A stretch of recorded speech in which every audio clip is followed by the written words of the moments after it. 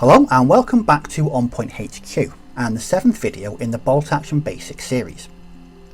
In this video we're going to be looking at the ambush order and how this works in games of bolt action. So what exactly is the ambush order?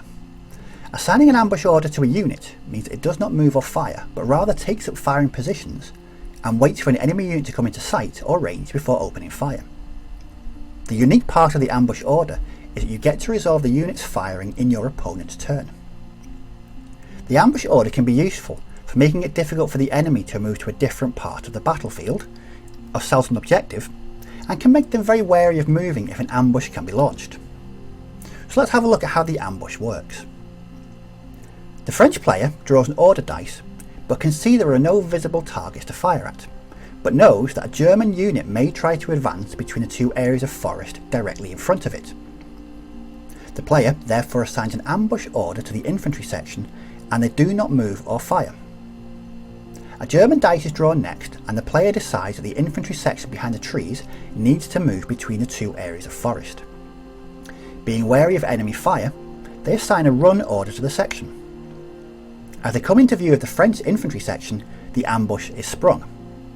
The French player can choose to interrupt during any part of the German player's movement as long as they can see the target. The ambush order is turned to a fire order and the firing is resolved as normal. The German section incurs one casualty from the French ambush firing.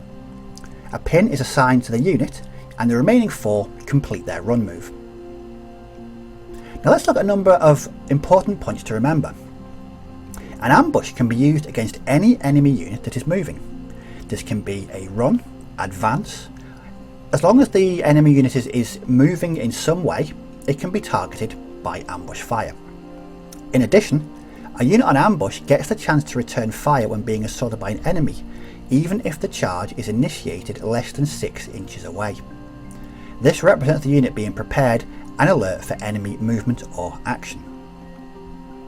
If by the end of the turn the unit is still in ambush and hasn't yet fired, it can choose to retain the order and the dice does not get returned to the dice bag.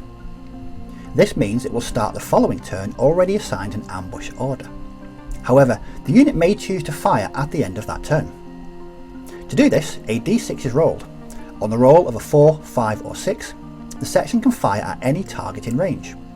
On the roll of a 1, 2 or 3, the unit does not fire and the order dice is returned to the dice bag as normal. It is also possible to fire at a unit on ambush as per the normal firing process.